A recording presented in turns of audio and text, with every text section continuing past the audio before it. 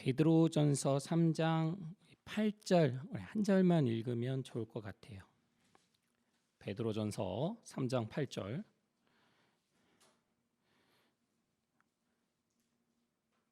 찾으시면 한 목소리로 읽도록 하겠습니다.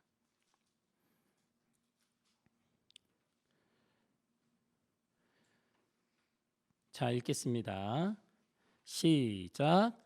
마지막으로 말합니다. 여러분은 모두 한 마음을 품으며 서로 동정하며 서로 사랑하며 자비로우며 겸손하십시오. 아멘. 여러분 어떻게 이제 벌써 베드로전서에 대한 말씀을 나눈 지 한 2달 된 것 같아요. 긴 말씀이 아니거든요.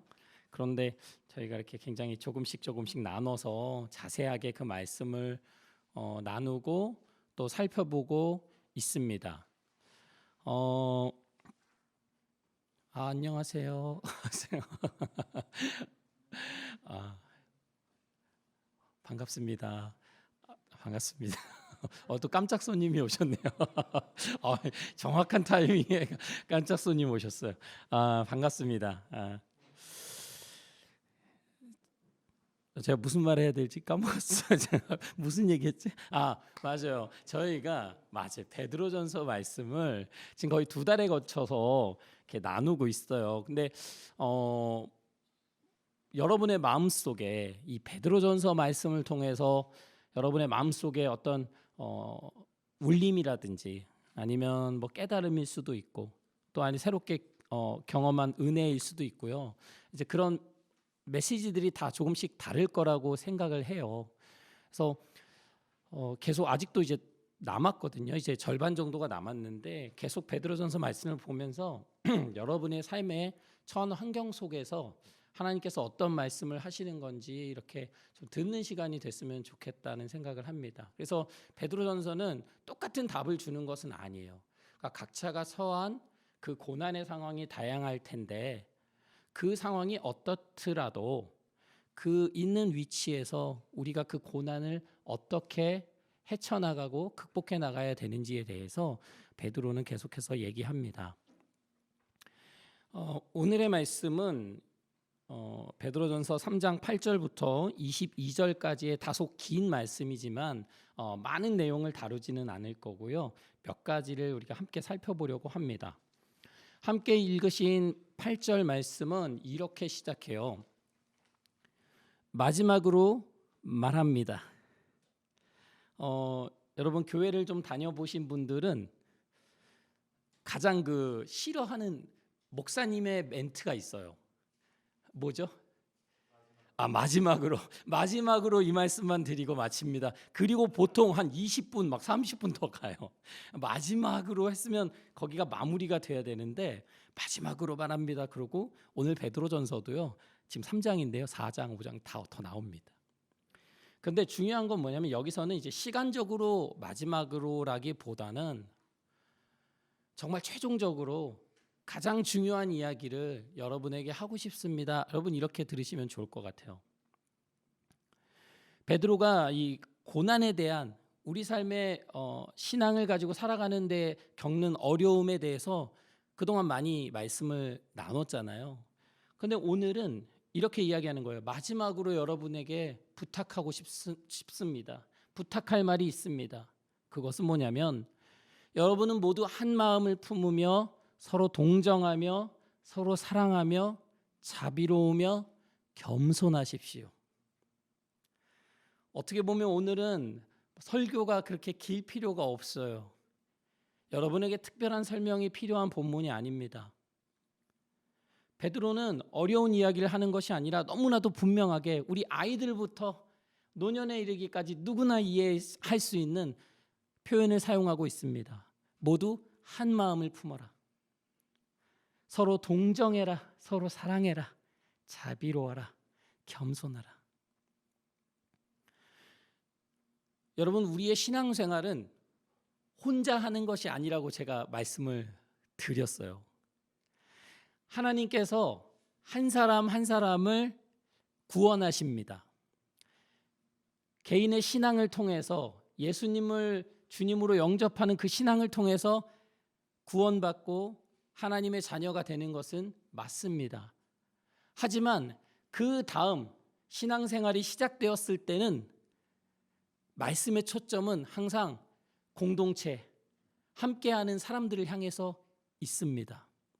혼자 어떻게 해라, 혼자 어떻게 살아라 라는 말씀보다는 너희가 함께하는 사람들과 특히 교회 안에서 너희들이 어떻게 해야 되는가, 어떻게 하나님의 자녀로서 살아야 하는가에 대해서 항상 말해주고 있는 거예요. 그러다 보니 오늘 이 베드로가 중요한 말씀, 마지막으로 말한다라고 하면서 하는 얘기가 뭐냐면, 여러분 모두가, 여러분이 여럿이 있는데 모두가 하나의 마음을 품어라. 그리고 서로를 바라볼 때 서로를 불쌍히 여기고 서로를 배려하고 존중하는 마음으로 서로를 대해라. 그리고 자신만 사랑하지 말고 공동체 안에서 서로를 돌아보고 서로를 사랑해라. 자비로워하라. 그리고 다른 사람을 대할 때 겸손하라 라고 이야기하고 있는 겁니다. 그러면서 여기서 베드로는 더 나아가서요, 악을 악으로 갚거나 모욕을 모욕으로 갚지 말고 복을 빌어주어라 라고 얘기합니다. 여러분, 이게 제일 어려워요. 여러분, 눈에는 눈, 이에는 이. 우리 삶에 중요한 거 아니겠습니까? 누가 나에게 눈을 다치게 하면 나도 그 사람 눈을, 어떤 사람은 눈만 다쳤는데 상대방의 눈과 이까지 다치게 한 사람이 있어요. 몇 배로 갚아줄 거야. 막 이런 사람들이 있거든요.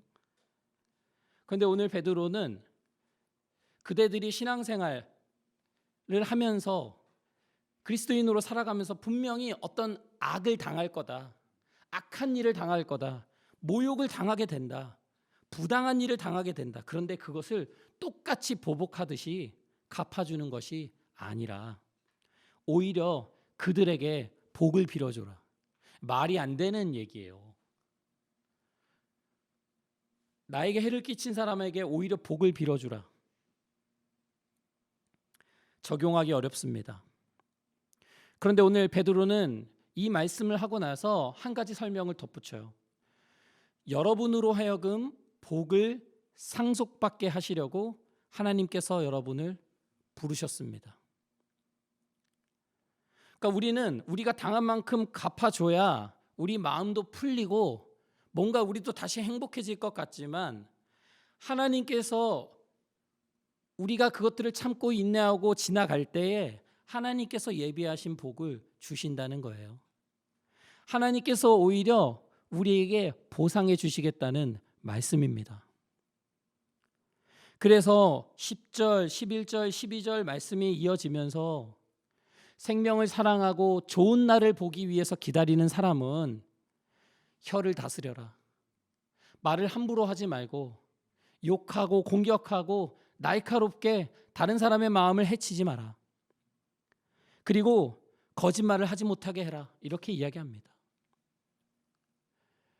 어떻게 보면은 지나친 요구 같아요. 뭐 예수님 믿는 사람이 무슨 성인은 아니잖아요.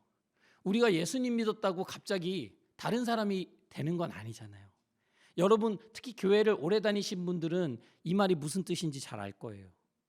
교회를 오래 다녔음에도 내 삶이 생각보다 그렇게 많이 나아지지 않는 것들을 여러분이 많이 경험하셨을 겁니다. 이게 딜레마예요. 그래서 교회를 다니지 않는 사람들이 교회를 비판할 때 제일 좋은 게 뭐냐면 교회 다니는 사람의 행동을 비판하는 거예요.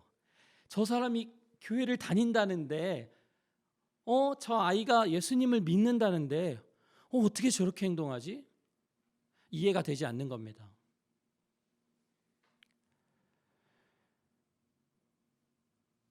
여러분, 예수님을 믿는다는 것이 꼭 도덕적인 사람이 된다는 걸 의미하는 것은 아니지만요. 그렇지만 예수님을 믿는다는 것은 예수님을 믿고 예수님의 예수님의 길을 따라간다는 걸 뜻해요. 우리가 분명 예수님을 믿는 사람들, 교회 다니는 사람들도 흠이 많아요. 부족함이 많아요. 그런데 그래, 난 그냥 이렇게 살 거야. 예수님이 날 사랑하시니까 나 이렇게 살 거야. 이게 아니라 이렇게 부족하고 연약한 나를 예수님께서 날 위해 돌아가시고 나를 받아주셨다면 그러면 나는 예수님을 따라 살아야겠다. 조금씩일진 몰라도 우리 삶에서 주님을 닮아가는 모습이 날마다 있어야 된다는 얘기예요. 갑자기 다른 사람이 될 수는 없지만 적어도 예전의 모습, 주님을 알지 못하던 모습보다는 더 나아져야 된다는 말씀입니다. 적어도 믿지 않는 사람들에게 여러 가지 모습으로 비난을 받아서는 안 된다는 얘기예요. 11절 보면 악에서 떠나 선을 행하며 평화를 추구하며 그것을 좇아라. 주님의 눈은 의인들을 굽어보시고 주님의 귀는 그들의 간구를 들으신다. 그러나 주님은 악을 행하는 자들에게서는 얼굴을 돌리신다. 여러분, 지난주에 우리가 부부에 대해서 나눴잖아요. 남자가 신앙생활을 굉장히 열심히 해요. 교회를 열심히 다녀요. 뭐 저처럼 막 목사예요. 그런데 아내를 존중하지 않아요. 그러면 어떤 일이 발생하죠? 어떤 문제가 생긴다고 했죠? 그들이 하는 기도가 응답되지 않는다. 아무리 열심히 하나님을 사랑하고 하나님을 섬겨도 정작 가정 안에 있는 아내를 존중하지 못하고 아내를 귀하게 여기지 않는다면 그 사람의 기도를 하나님께서 들으시지 않겠다라는 얘기입니다. 이 말씀을 오늘의 말씀과 이어서 보면요, 예수님을 믿는다고 고백하고 교회를 열심히 다닌다고 해서 그 사람의 삶이 하나님 앞에 귀하게 받아들여지는 것이 아니라는 거예요. 우리가 교회 다닌다고 해서 그냥 마음대로 살고 다른 사람을 해치고 다른 사람에게 상처를 주고 하나님 기뻐하시지 않는 생각과 마음을 가지고 또 그런 행동을 하며 살아간다면 주님께서는 그 사람에게서 얼굴을 돌리시겠다는 굉장히 무서운 말씀을 던지고 있는 겁니다.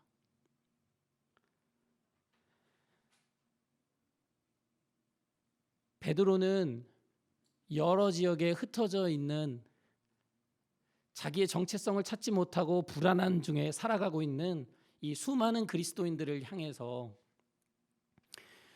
그대들이 너무나 어려운 환경 속에서 살고 있는 것을 내가 잘 압니다. 그런데 여러분, 그 자리에서 비록 어렵고 힘들고 억울한 일들이 있을지라도 열심으로 선한 일을 행하십시오라고 오늘 말씀하고 있는 겁니다. 여러분, 선한 일이라는 것이 꼭 그런 것만이 아니에요. 이제 길에서 가다가 쓰레기가 있어서 이렇게 먼저 솔선수범해서 쓰레기를 줍고 또 어려운 사람 있으면 도와주고, 이 모든 일이 선한 일이지만 적어도 오늘 이 8절부터의 말씀 안에서 볼 때에는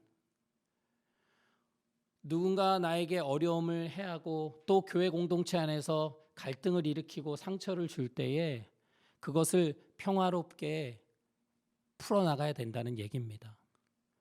저 사람이 나에게 상처 줬다고 해서 그 앙심을 가지고 복수할 때까지 막 이를 갈고 그러면서 어떻게든 갚아주고, 저 친구가 나에게 이렇게 했어 하면서 학교에서도 막 저애 미워 그러면서 막 마음의 미움을 키우고, 그런 것이 아니라 이 어려운 갈등의 상황 속에서 우리가 평화를 이끌어내라는 거예요. 좋은 관계를 만들어내라는 겁니다. 우리의 뜻대로 안 될 수 있어요. 그렇지만 열심으로 선한 일을 행하라. 악을 악으로 갚지 말고 거기서 하나님이 기뻐하시는 것이 무엇인지 한 마음을 품고 동정하고 사랑하고 자비롭고 겸손한 마음을 가지고 다른 사람을 대하라는 얘기입니다. 여러분, 하나님의 말씀대로 살아가면 어려운 일이 있을까요? 없을까요? 있어요? 많이 경험하셨습니까? 조금. 한때는요, 그 교회 안에 이런 생각들이 자리 잡았던 때가 있어요. 하나님을 열심히 믿으면 삶이 잘 풀린다. 그래서 뭐 이제 입시를 둔 자녀를 둔 부모가 열심히 신앙생활을 하면 또 그 자녀가 입시가 잘 된다라든지, 아니면 뭐 가정이 경제적으로 어려움을 겪고 있는데 하나님을 열심히 섬겼더니 하나님께서 많은 물질의 복을 주셨다라든지, 이런 이야기들이 이제 주 간증의 주제였어요. 그랬던 때가 있습니다. 지금은 더 이상 아니지만. 그런데 베드로는 우리에게 그런 말씀을 하지 않아요. 베드로는 현실적으로 얘기합니다. 예수님을 믿고 그 말씀대로 살아가는 삶에는 고난이 따른다. 어려움이 있다. 손해보는 게 있다. 상처와 아픔이 있다라고 얘기합니다. 그리고 그것이 하나님께서 기뻐하시는 과정이다라고 이야기하고 있는 거예요.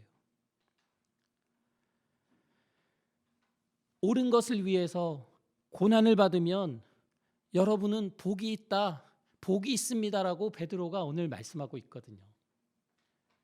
그러니까 여러분이 억울한 일을 당할 때 또 우리도 그렇잖아요. 마음이 위축돼요. 그리고 막 겁도 나요. 또 누군가가 나를 해코지하진 않을까? 나를 괴롭히지는 않을까? 불안해요.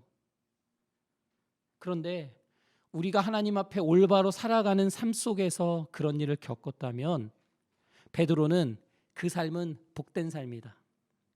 그러니 누가 그대들을 위협하든지 무서워하지 말고 흔들리지 말고 하나님의 말씀을 붙잡고 하루하루 살아가라고 말하고 있습니다.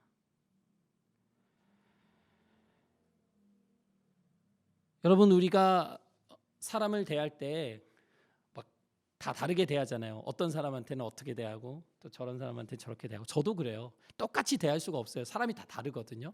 그러니까 사람을 대하는 방법은 다양합니다.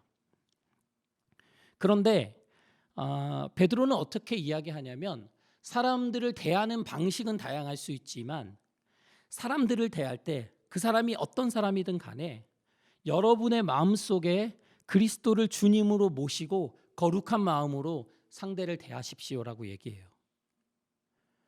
그러니까 상대가 어떻든 간에 그 사람을 무시하고 깎아내리고 아주 그 사람을 어떻게든 짓누르려고 하는 그런 마음이 아니라 예수 그리스도를 마음에 모시는 것처럼 그 사람을 존중하는 마음을 가지고 그 사람을 대하라는 얘기입니다.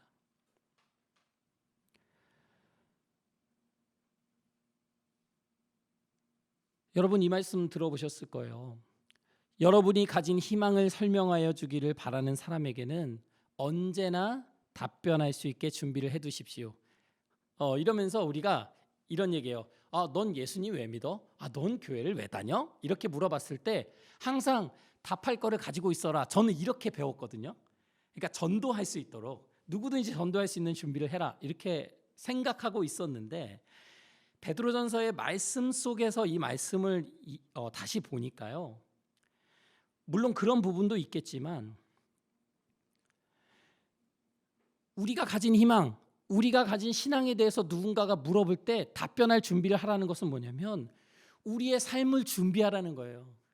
우리의 삶으로 대답하고 보여줄 수 있어야 된다는 얘기예요. 너 예수님 왜 믿어? 했을 때 막 배운 대로 설명해 주는 게 아니라 우리의 삶으로 보여주는 거예요. 예수님을 믿으면서 예수님을 믿음으로써 내가 이렇게 살아가고 있어. 언제든지 누가 묻더라도 그냥 그 모습 그대로로 답변할 수 있다는 거죠. 그러니까 뭘 외워서 가르쳐 주라는 얘기가 아닌 것 같습니다. 언제나 답변할 준비를 하라는 것은 뭐냐면 언제나 오늘 마지막으로 말한 이야기 있잖아요. 서로를 동정하고 사랑하고 자비, 겸손한 마음을 가지고 항상 하루하루를 살아가라는 말씀입니다. 온유함과 두려운 마음으로 그렇게 누군가 물어볼 때 답변해라. 선한 양심을 가지라.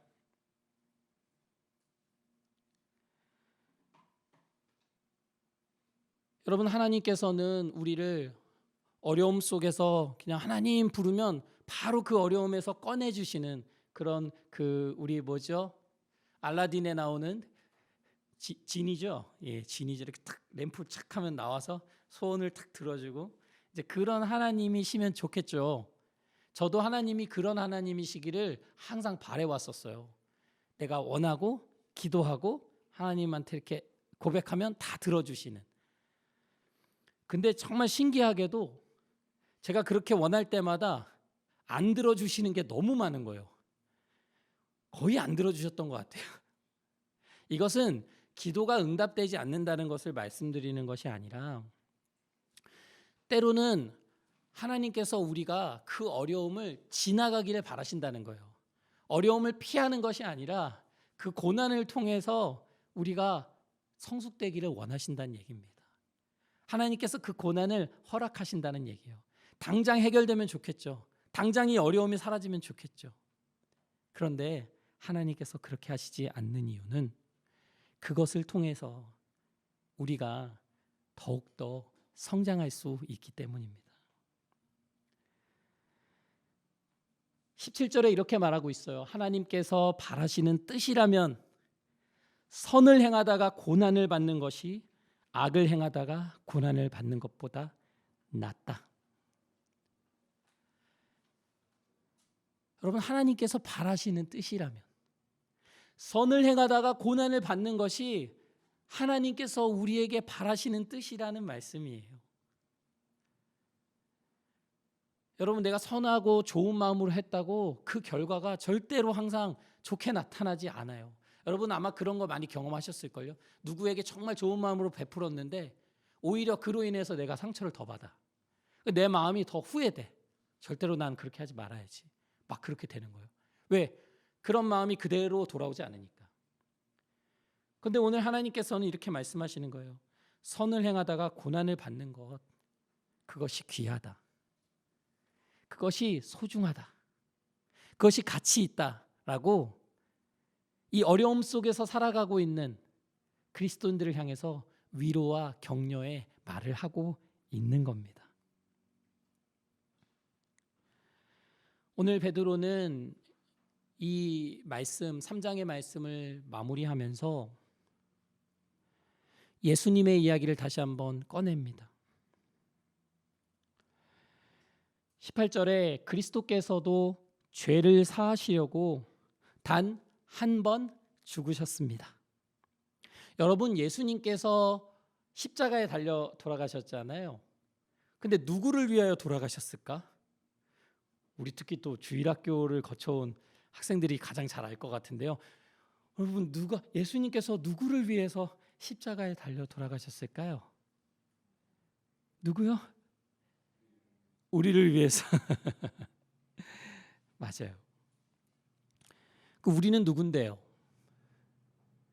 우리는 어떤 사람인데요? 나요? 나는 어떤 사람이에요? 죄인. 오늘 18절에서 말하는 게 바로 이겁니다.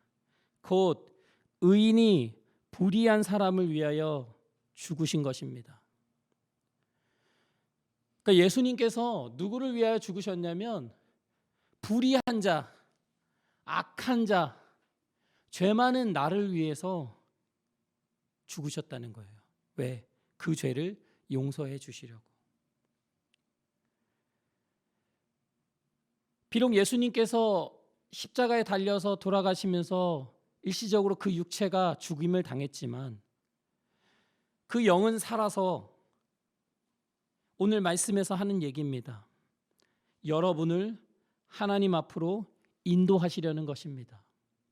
다시 말하면 예수님께서 십자가에 달려 돌아가시고 또 부활하신 그 이유는 불의한 사람들, 악한 나를 위해 나를 하나님 앞으로 인도하시기 위함이다라고 얘기하는 거예요.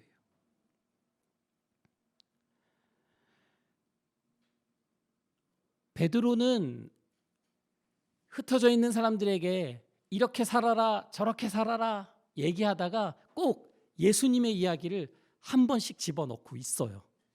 오늘도 마찬가지예요. 여러분 모두 한 마음을 품으세요. 서로 동정하고 서로 사랑하고 용서하고 서로 겸손하게 대하세요. 이 말을 들으면 다 화가 날 거예요. 아니 어떻게 제가 그래요? 저 사람이 너를 이렇게 대하는데 난 이렇게 선을 행하고 좋은 마음으로 했지만 저 사람이 저렇게 오해하는데 어떻게 내가 그 마음을 똑같이 가지고 그렇게 살아갑니까? 이런 의문이 들 수 있는 사람들을 향해서 베드로는 예수님이 어떻게 이 땅에서 살아가셨는지를 다시 한번 보여주고 있는 거예요.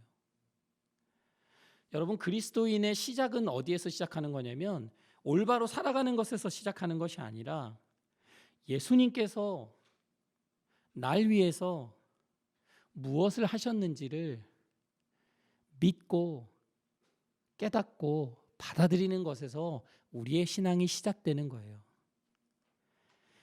예수님이 나를 어떻게 용서하시고 어떻게 사랑하시고 또 날 위해서 어떻게 고통당하셨는지를 깨닫지 못한다면 나 또한 그리스도인으로 살아갈 수가 없어요. 왜? 예수님이 어떤 삶을 사셨는지 모르는데 우리가 어떻게 예수님을 따라가요? 예수님이 날 위해서 무엇을 행하셨는지를 모르는데 어떻게 내가 다른 사람을 위해서 살아가냐고요. 안 돼요. 여러분, 시작은 어디냐면 항상 주님께서, 예수님께서 날 위해서 무슨 일을 행하셨지? 그것을 생각하고 기억하는 것에서부터 시작하는 거예요. 그럴 때야 우리가 알 수 있어요. 와, 예수님이 정말 대단하다. 정말 예수님 사랑이 많으시다. 내가 나 자신을 봐도 이렇게 쓰레기인데, 이렇게 부족한데, 이렇게 모난 것 투성인데 어떻게 주님께서 날 위해서 내 죄를 사하시려고 달려 돌아가셨지? 십자가에서 죽으셨지? 그것이 우리 마음 안에 느껴지고 깨달아지고 받아들여질 때에 오늘 베드로 사도가 이야기하는 것처럼 공동체 안에서 또 함께하는 사람들 속에서 서로를 향해서 양보하고 용서하고 용납하고 이해하는 일들이 조금씩 생겨날 수 있을 거라고 생각합니다. 여러분, 많은 사람들이 교회를 떠나고 있어요. 또 떠났어요. 탈교회 현상이라고 하는데요. 이미 오래됐죠. 교회 안 나가는 성도들을 뭐라고 부르죠? 예, 그렇죠. 안 나가를 거꾸로 해가지고 가나안 성도라고도 하고요.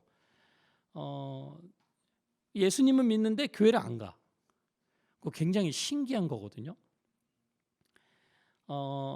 그런데 이야기를 들어보면 대체로 그런 얘기를 해요. 교회 안에서 상처를 많이 받았대요. 그러니까 제가 아직까지 한 명도 못 만났는데 예수님께 상처받아서 교회를 안 나가는 사람은 못 만났어요. 거의. 교회에서 사람들을 통해서 상처받거나 사람들로 인해서 어떤 마음이 다쳐서 그래서 교회를 떠난 사람은 봤는데요. 있겠지만 정말 예수님께 상처받고 예수님으로부터 마음이 다쳐서 그런 사람도 있겠지만 주변에서 많이 보지는 못했습니다.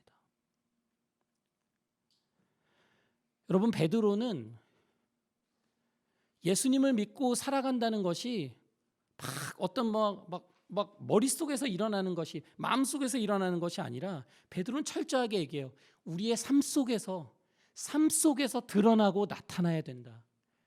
예수님을 믿고 살아간다는 것이 나 주일이면 교회 예배가 거기서 끝나는 것이 아니라 하루하루의 삶 속에서 보여져야 된다.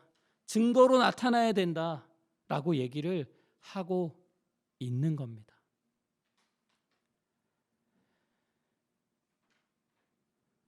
오늘 말씀 마지막에는 이렇게 이야기합니다. 그리스도께서는 하늘로 가셔서 하나님의 오른쪽에 계시니 천사들과 권세들과 능력들이 그에게 복종하고 있습니다. 여러분, 예수님께서 누구의 오른쪽에 계시다고요? 하나님의 오른쪽, 가장 높은 자리에 계신 하나님의 오른쪽에 함께 계시다고 얘기해요. 그리고 천사들, 권세들, 모든 강한 존재들이 예수님께 복종하고 있대요. 오늘 베드로 사도가 왜 3장 마지막에 이 말씀을 넣고 있냐면요.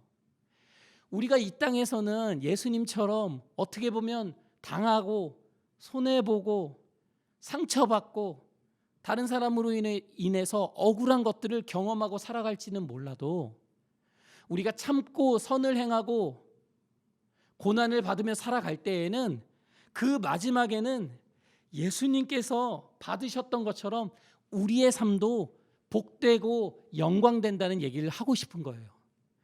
이 땅에서 고난받고 힘든 거에서 끝나는 것이 아니라 하나님께서 우리를 높은 자리에, 귀한 자리에 앉혀주시겠다는 말씀입니다. 우리가 이 땅에서는 비록 대접받지 못하고 대우받지 못하고 내가 생각하는 것대로 다 이루어지지 못할지라도 열심을 다해서 주님의 말씀을 따라 살아간다면 하나님께서 우리에게 귀한 것으로 갚아주시겠다는 말씀이에요. 여러분, 그것을 기억하지 않으면 우리는 어려움을 참아낼 힘이 없습니다. 저는 우리 이야기 침례 교회가 또 우리 예배에 함께 하신 여러분들 모두가 삶 속에서 주님의 은혜를 조금씩 더 경험해 갔으면 좋겠어요. 저부터가 주님께서 날 위해서 하신 일이 무엇인지를 머릿속으로가 아니라 정말 삶 속으로, 마음속으로 느끼면서 깨달으면서 살아갔으면 좋겠습니다. 거기서부터 우리 또한 그렇게 살아갈 수 있는 힘이 나온다고 저는 생각합니다. 이 시간 함께 기도할 텐데요. 이 시간 기도하실 때는 하나님, 주님이 나를 사랑하시고 용서해 주신 그 사랑을 잊지 않고 살아갈 수 있도록 인도해 주세요. 우리가 다 그것을 느끼지는 못하지만 하나님, 정말 조금씩 그 은혜와 사랑을 알아갈 수 있도록 하나님 인도해 주세요. 또 우리 마음에 말씀을 통해 또 느껴진 부분들이 있다면 이 시간 함께 고백하면서 함께 기도하시겠습니다.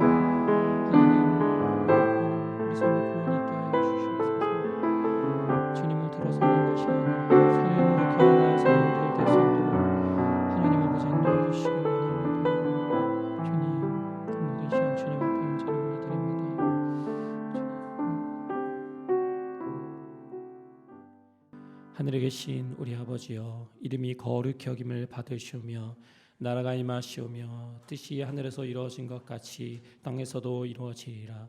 오늘날 우리에게 일용할 양식을 주시옵고 우리가 우리에게 죄진 자에 사하여 준 것 같이 우리의 죄를 사하여 주시옵고 우리를 시험에 들게 하지 마시옵고 다만 악에서 구하시옵소서. 나라와 권세와 영광이 아버지께 영원히 쌓옵나이다. 아멘.